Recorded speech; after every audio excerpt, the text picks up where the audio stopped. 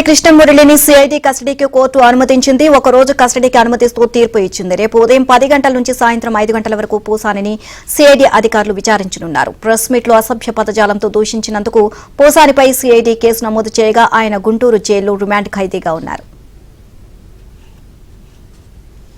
Overall గా ఇదే అంశానికి సంబంధించి మరిన్ని అప్డేట్స్ మా కరెస్పాండెంట్ సాంశివరావు అడిగి తెలుసుకుందాం. సాంశివరావు, నీలిమ వైసీపీ నేత సినీ నటుడు పోసాని కృష్ణమురళిని ఒక రోజు పాటు సిఐడి కస్టడీ విచారణకు కోర్టు అనుమతించింది. ప్రస్తుతం గుంటూరు జిల్లా జైల్లో రిమాండ్ ఖైదీగా ఉన్న పోసాని కృష్ణమురళికి కస్టడీకి ఇవ్వాలంటూ కూడా సిఐడి అధికారులు వేసిన పిటిషన్ కు కోర్టు స్పందించింది. రేపు ఉదయం 10 గంటల నుంచి సాయంత్రం 5 గంటల వరకు ఒక రోజు పాటు పోసానిని విచారించుకునేందుకు సిఐడి అధికారులకు కోర్టు అనుమతించింది.